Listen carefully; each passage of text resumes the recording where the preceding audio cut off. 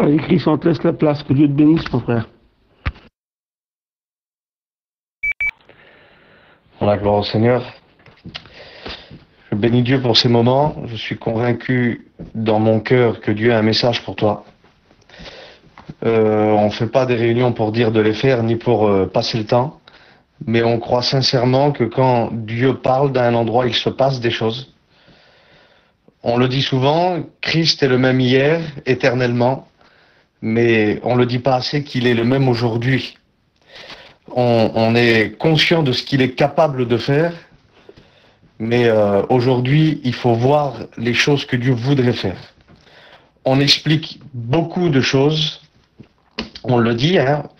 Celui qui croit, et aujourd'hui, c'est plutôt ça, c'est celui qui croit entendra de belles choses. Alors qu'en réalité, la Bible dit que celui qui croit verra des belles choses. Il verra la gloire de Dieu.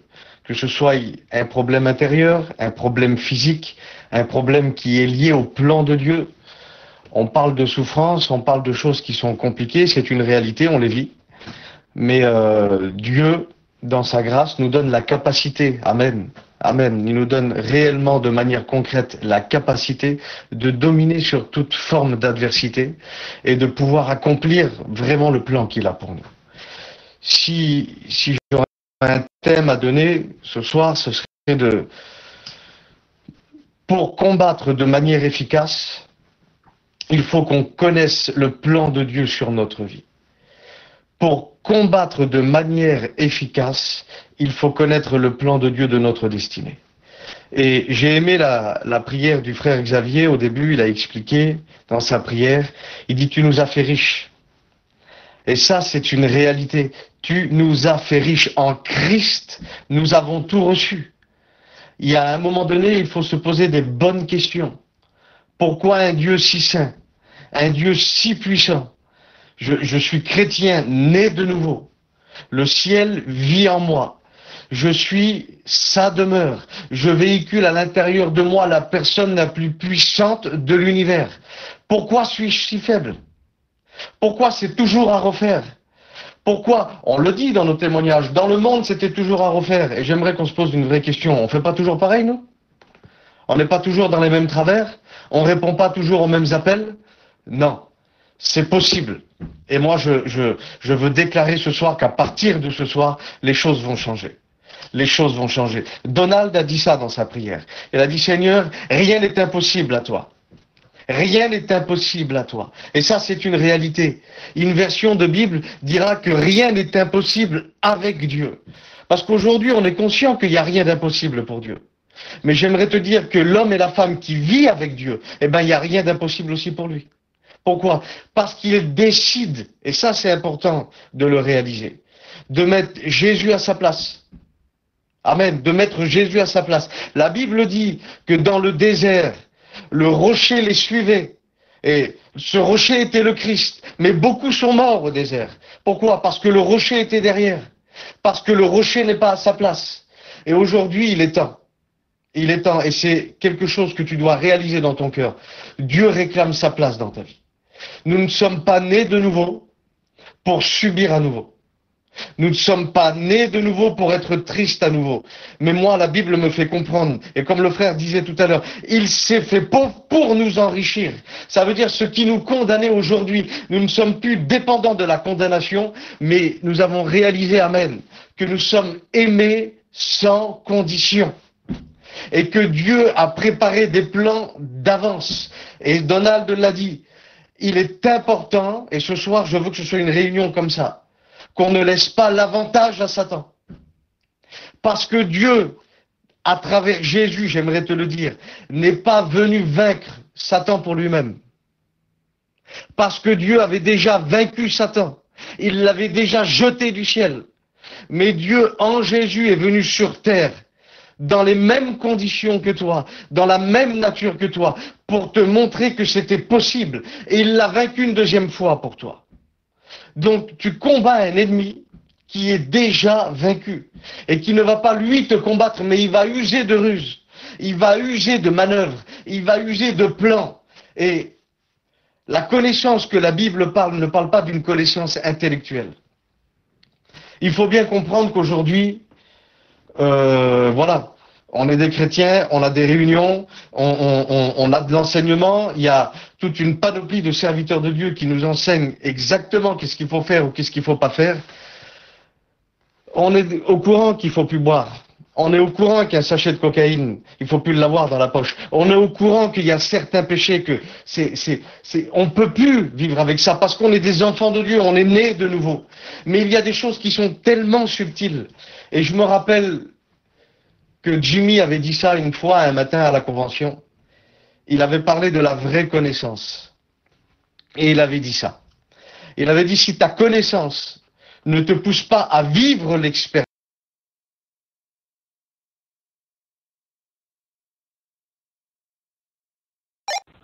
T'as été coupé, Chris.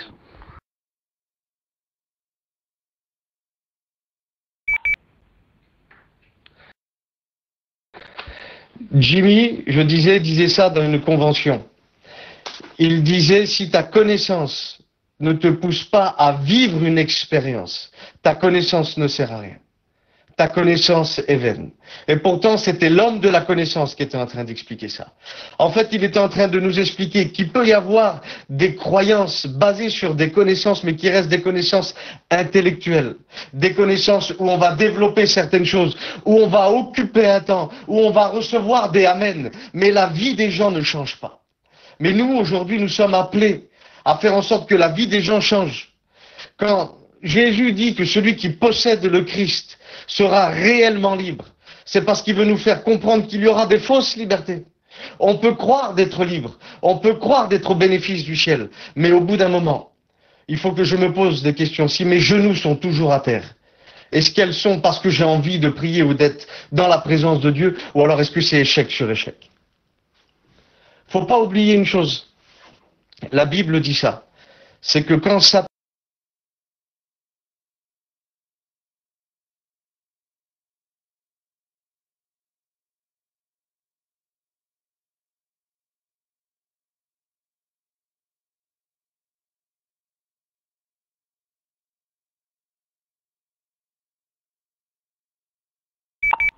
T'as été coupé, Chris.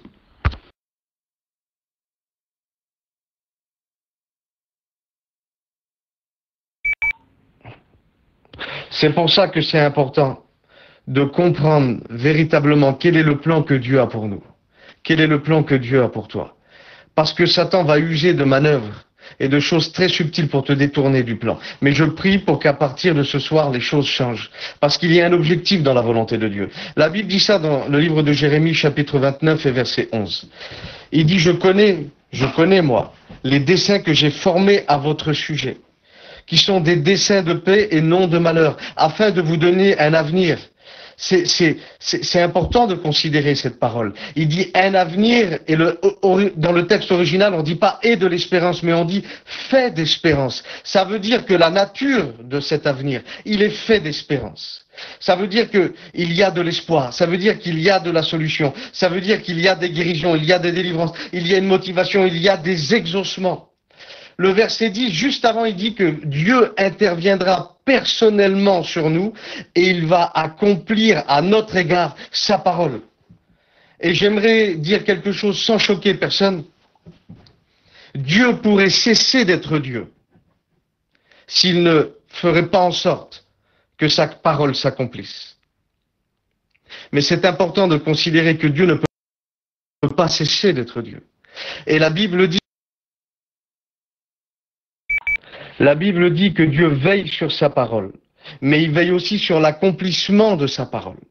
Et ça, c'est important de considérer que Dieu, personnellement, s'est impliqué dans cette affaire. Alors, ça veut dire quoi? Le verset 12 dit ça. Il dit, alors vous m'invoquerez.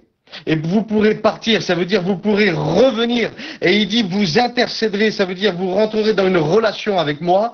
Et il dit pas simplement, je vous écouterai. C'est important de considérer qu'on est entendu d'en haut, c'est quelque chose d'important déjà. Mais de considérer que Dieu veut nous entendre, veut rentrer dans une relation avec nous afin de pouvoir nous exaucer. Et il dit, celui qui me cherche, et c'est pas réservé à une catégorie de personnes, c'est pas réservé à une élite, c'est réservé à tous ceux qui ont décidé d'invoquer Dieu, de rentrer dans le plan de leur destinée. Il dit, vous me chercherez et vous me trouverez. Mais il y a condition que vous me cherchez avec votre cœur.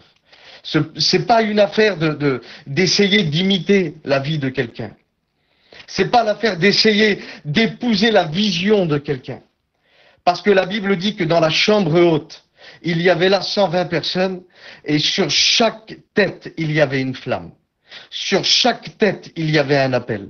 Sur chaque tête, il y avait une onction et une vision et un avenir.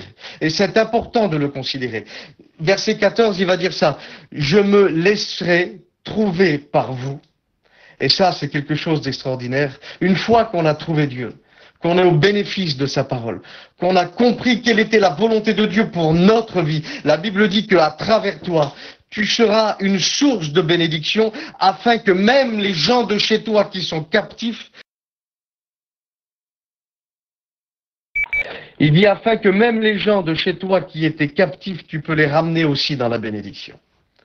J'aimerais te dire que le chemin de ta bénédiction, elle passe systématiquement par ta personne et par ton identité.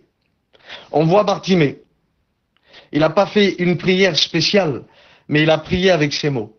Il a prié avec son identité. Il a prié de comment il était lui. C'est un juif. Il s'exprime en tant que juif à Jésus. Il y a certainement de l'opposition à un moment donné où on essaye de le faire taire. Mais la Bible dit qu'il va crier plus fort, amen. Il va crier plus fort parce qu'il est convaincu dans son cœur de ce qu'il est en train de ressentir, pas de ce qu'il est en train de voir. Il n'est pas influencé par les choses de la chair, par les sens. C'est un homme qui ne voit pas. C'est un homme qui est aveugle. C'est vraiment une affaire de cœur à cœur. C'est comme si que l'aveugle avait vu, c'est bizarre de dire ça, l'aveugle a vu qu'en face de lui, il y avait quelqu'un qui pouvait le faire entrer dans sa destinée, qui pouvait faire en sorte que sa bénédiction arrive aujourd'hui de manière efficace. Il a crié fils de David, il s'est positionné, il s'est affiché dans son identité. Et la Bible dit que les pas de Jésus, pour nous, c'est les pas de Dieu. Et c'est ce qu'on veut, nous. On veut que Dieu s'arrête sur nos vies. On veut que Dieu descende dans nos réunions. On veut que Dieu descende sur notre maladie, sur nos enfants, sur le plan de nos églises, qui bénissent notre mission, qui bénissent nos pasteurs. C'est ce que nous voulons, nous. Et c'est ce que Bartimée a réussi à faire. Et vous savez, c'est toujours un petit peu on va dire comme ça, le téléphone arabe. De quelle manière cette personne a été bénie? J'ai souvent écouté, moi. La sœur, là-bas, a s'est levée à 3 heures du matin pour prier Dieu pendant 17 jours et elle a obtenu la bénédiction. Et après, vous voyez 100 personnes qui essayent de faire pareil. Et les 100 personnes, elles se sont fatiguées. Elles n'ont rien obtenu. Elles sont devenues frustrées parce qu'elles disent, Seigneur, pourquoi tu as béni l'autre et que tu m'as pas béni à moi? Et au bout d'un moment, on fait de notre vie une vie d'échec, parce qu'on n'est pas rentré dans l'intimité avec Dieu, parce qu'on n'a pas réalisé que Dieu veut qu'on prie pour nous exaucer. Et si on prie et qu'on n'est jamais exaucé, le problème, écoute, il n'est jamais positionné du côté de Dieu. Mais s'il y a un problème, il est positionné de notre côté. Et moi, j'aimerais te dire que c'est important que tu te places devant Dieu comme tu es. Dieu n'est pas à la distance d'une méthode. Dieu est à la distance d'une prière. Dieu est des fois même pas à la distance d'une prière, c'est bizarre de dire ça. Il est simplement à la distance d'une attitude. Et c'est que Dieu veut, c'est que tu t'approches avec ton identité. La Bible dit un petit peu plus loin, dans Matthieu 15, qu'il y avait une femme syro-vénitienne, une cananéenne. Ça veut dire qu'elle vivait dans le pays d'Israël, mais elle n'était pas juive. Et certainement que l'histoire de Bartimée, on la connaissait. Et qu'on savait que quand on disait fils de David, eh ben cet homme-là avait été exaucé. Et parfois, ça peut paraître légitime, mais c'est tellement enfantin. Cette femme a fait la même prière que Bartimée. Sauf que ce coup-ci, la Bible dit que Jésus ne lui a même pas répondu. Ne s'est même pas retourné sur elle. Il ne s'est même pas arrêté sur elle. Alors pourquoi Dieu aurait-il favorisé un homme et cette femme-là ne voulait pas l'exaucer? Mais en réalité, on a compris qu'elle a adopté une méthode. Elle n'a pas prié avec son cœur.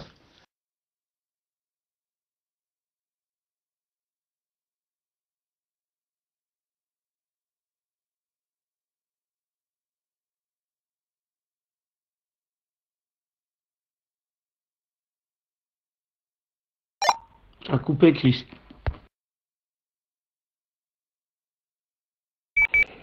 Il dit que celui qui obéit, j'enverrai la bénédiction sur lui. Que Dieu fasse de toi un homme, une femme qui est trouvée obéissante ce soir. Et l'obéissance dans la grâce n'est pas autre chose, amen, d'arriver avec un cœur repentant et croyant dans les paroles de Dieu. La Bible dit que Dieu envoie sa parole et que la guérison va arriver. Pourquoi faire? Pour nous sortir de la fosse.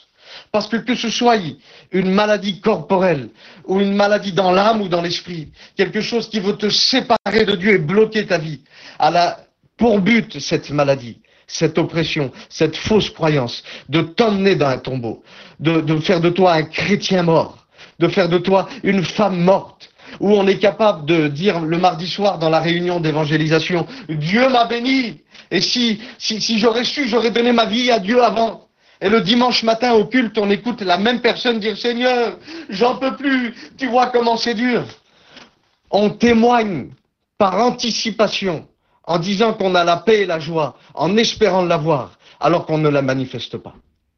Alors que la Bible nous dit clairement que le fruit du Saint-Esprit, il y a cet amour, amen, il y a cette joie. Ce sont des droits. Écoute bien. La paix, la joie sont des droits que le chrétien doit manifester dans sa vie. Et la bénédiction de l'Éternel, la Bible dit qu'elle est poursuivie d'aucun chagrin. Ça veut dire que je suis un enfant de Dieu.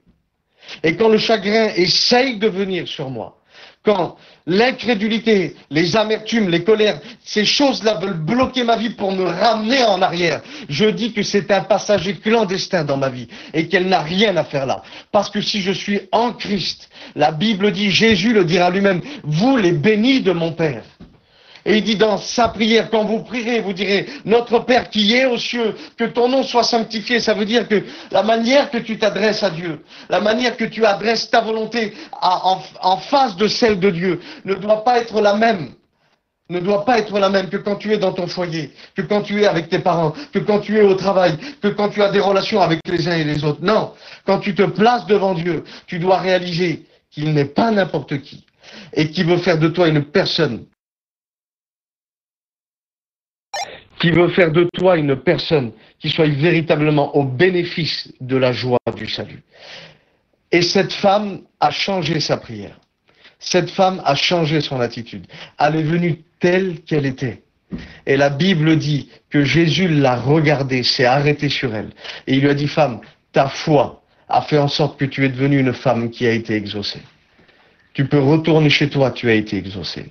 Je prie ce soir que Dieu t'exauce dans le nom de Jésus. Dans le livre de Jérémie, chapitre 33, versets 2 et 3, il est dit ceci.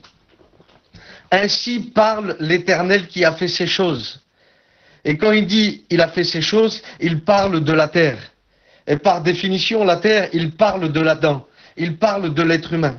Il parle de l'homme et de la femme. Il dit ainsi parle l'Éternel qui a créé l'homme. L'homme qui façonne, oui, parce que c'est pas toujours facile d'être dans les mains de Dieu. Quand tu passes dans les mains de Dieu, il y a des raisonnements qu'il faut qu'ils tombent. Il y a des pensées qui doivent arriver. Dieu doit renouveler tes pensées, te redonner une vision, que tu croives dans les promesses de Dieu. Et il dit, regarde ce qu'il dit, il va mettre en place certaines choses. Et le verset 3, il dit, tu vas m'invoquer. Et c'est l'idée de prier, mais d'une manière différente. D'entrer dans une relation nouvelle. D'aligner notre volonté à la volonté du ciel et pas l'inverse.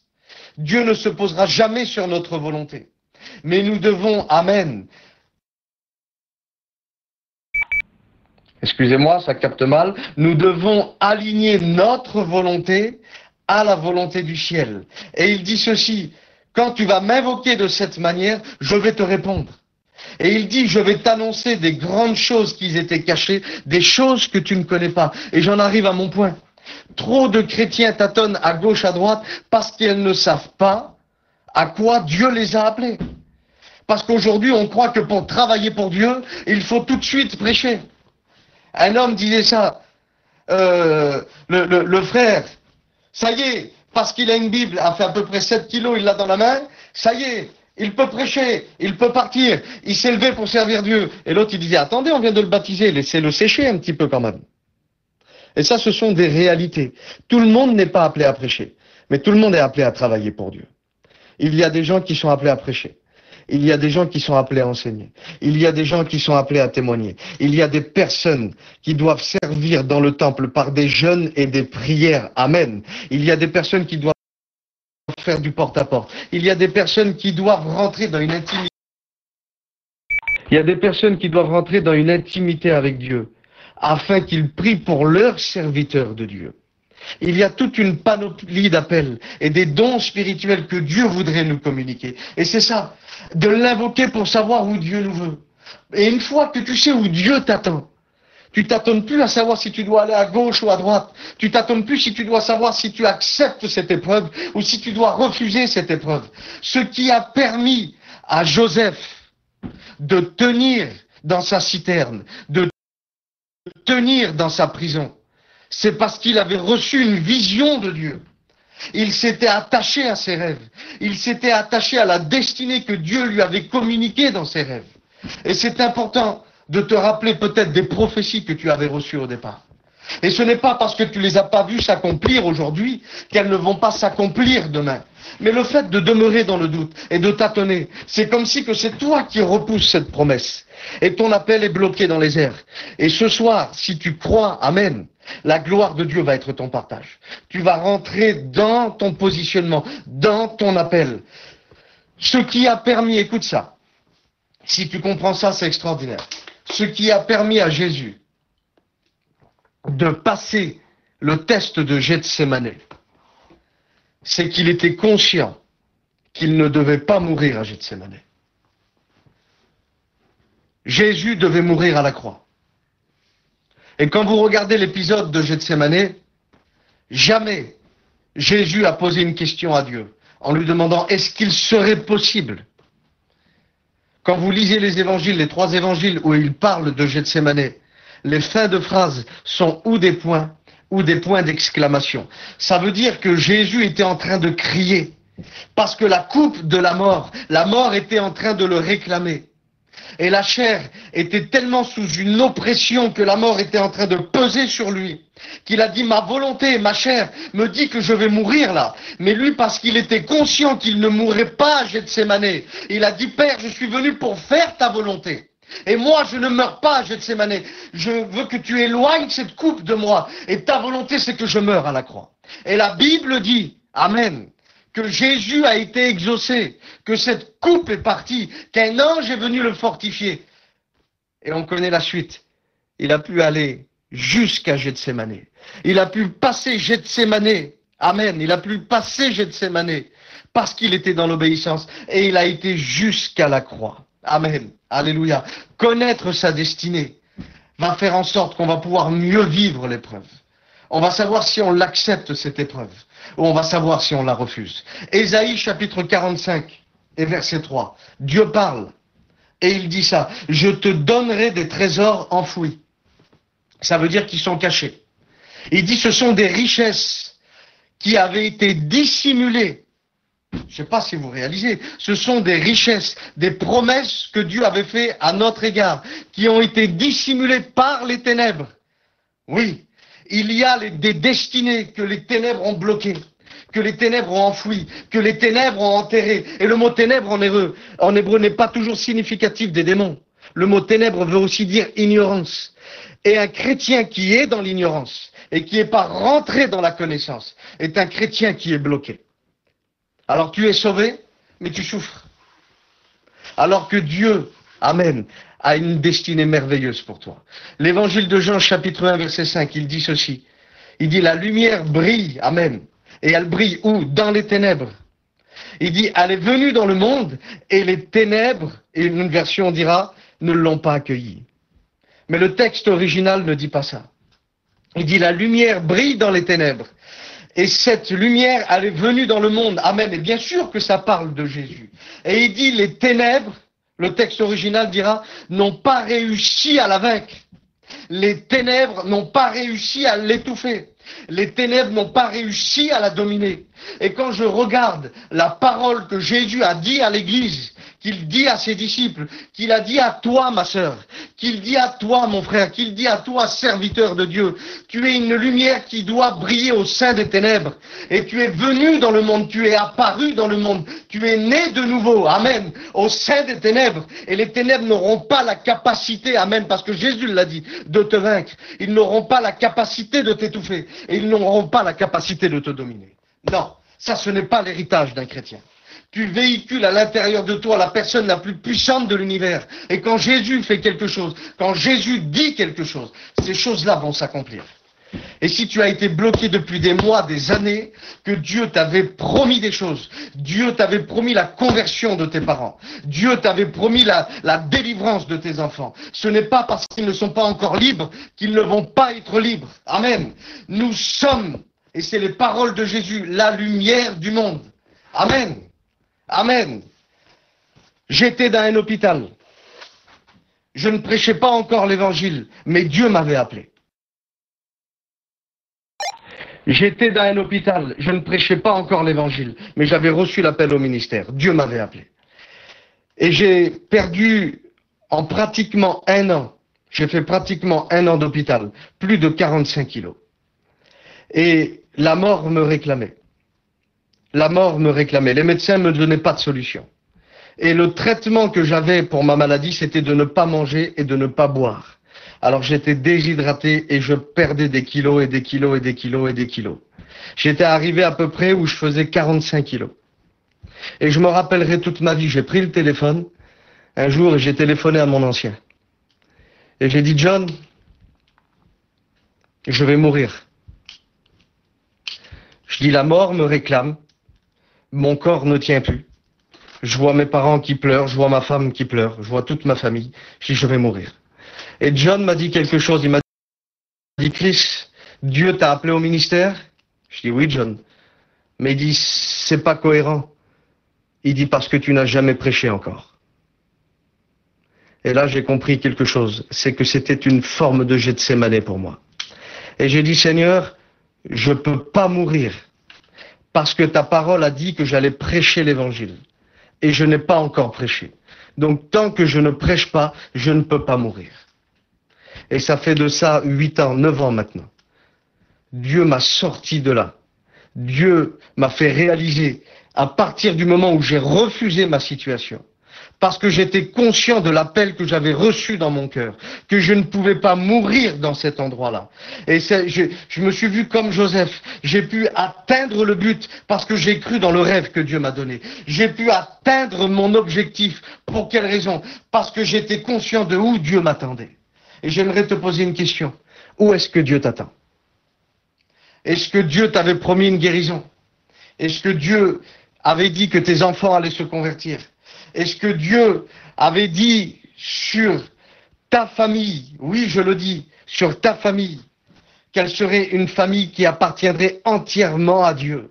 Est-ce que Dieu avait dit qu'il t'appelait à prêcher l'évangile? Et puis aujourd'hui les doutes, les incompréhensions sont venus dans ta vie.